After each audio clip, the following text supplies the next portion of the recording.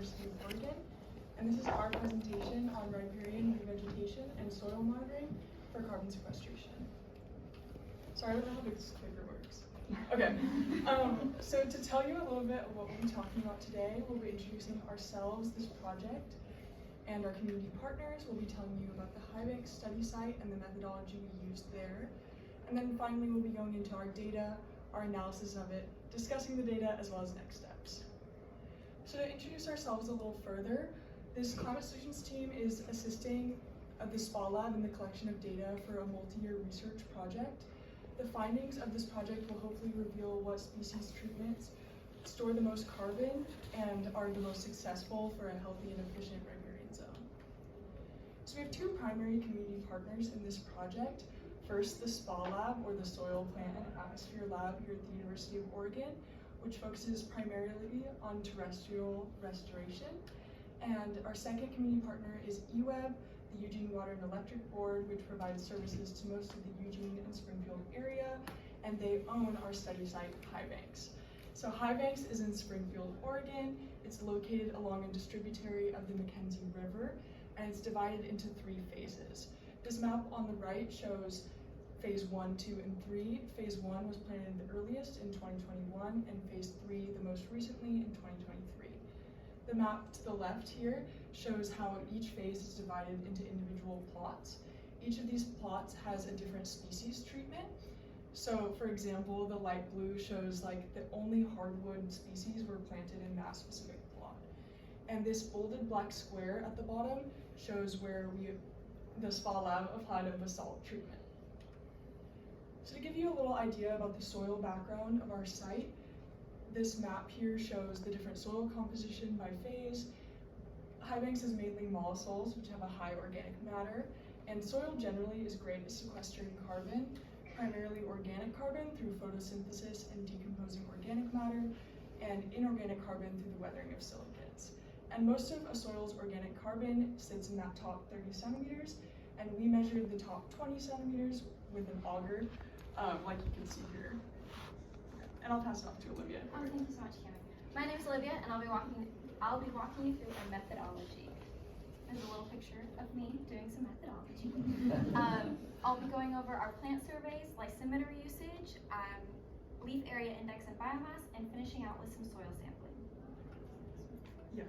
To begin, I'll go over our plant surveying. So as a part of an ongoing research project at High Banks, series of rows were planted with species of interest shrubs and trees. Our role in this was going into the field and assessing these trees, making these trees and shrubs. We made sure that these trees and shrubs correlated with what was on the sheet, and this was pretty tricky, but we definitely nailed our plant identification. Next, we would assess these plants on a scale of 0 to 3. 0, it's not there. 1, it is there, but it's dead. 2, it has a 50-50 chance to make it till next season. 3, it has new growth, we'll see it next year. In this bottom left image, you can see what's known as girdling. This is when a rat or a rodent will go and gnaw at the base of the trunk of the shrub or tree, suffocating it. So we made sure to make note of any of that. We also did some lysimeter sampling. So there's 10 lysimeters at the High Banks property. They were installed by previous ELP students, so shout out to them, thank you. Lysimeters collect groundwater. What this can tell us is the pH, the amount of dissolved organic carbon and inorganic carbon. Whether or not they're tarped like this just depends on the treatment that's going on there. This is our sampling design. So this little map gives a bit of an insight into how our thought process worked and which plots we were going to sample when. When we arrived to the predetermined plot, we would set up an 8-meter radius circle. In the center of this circle, we took an LAI image, leaf area index, as well as a soil sample. In the area of this circle, we conducted biomass surveys, which I'll get into in the next slide. Leaf area index and biomass can tell us about the canopy cover. This can tell us about the protection that soil is receiving and if it's protected from erosion. Leaf area images, like that circle one, are taken in the center of the plot. And then Ava will walk us through a little bit of how we deal with that. Biomass, in the circle, we went to each species of interest, and for every plant, that circumference was under 5 centimeters, we took length, width, and height. Over 5 centimeters, circumference and height. Finally, we did some soil sampling in the center of that circle. We used a soil auger tool and pulled up a 20 centimeter core. And we took that off to our lab. So to talk about what happened at the lab, I'll pass it to Ava. All right, thank you so much, Olivia. All right, to start us off, I'm just going to be giving a rundown of what I'm going to talk to you guys about. We are going to be going through how we took care of the soil samples once they got to the lab, how we took care of the lysimeter pH and how we tested it, and LAI photos and biomass. So to start us off, we're going to look at what the soil journey. When we get it back to the lab, first we put it into the drying oven and to remove any moisture. Then we use the mortar, pestle, and the sieve to homogenize the soil particle size. And then we get a little sample of that and mix it with deionized water and shake it for 10 minutes to get it into solution so that we can finally set it over to the electrode pH meter where we can test the pH of it, which is also the same tool we use for testing the pH of the lysimeter. All right, so the data that we collected from the pH meter is shown here. On the y-axis is the pH level, and each box shows a different treatment. Interestingly, we found that the hardwood had a more basic pH, while the other solution or the other treatments had a more acidic pH. Lysimeter pH, again, with the electrode pH meter, we were able to take the samples and test for pH that is shown here in the graph. pH is on the y-axis once again, and it is divided by treatment. The only treatment that had a slightly basic pH was the control with plant. We might have reversed that one. It's my bad. Anyways, okay, so the LAI photos, we got the picture in the field and brought them back to the lab and uploaded them to a computer where we could process them with through Photoshop and then onto the Gap Light Analyzer program. The Gap Light Analyzer program looks at the photo that has been edited to make sure that it's just the vegetation that will get picked up and gives us percent canopy cover. So here is an example from each phase on our plot, from our site. And then this data we put into Excel and into a graph.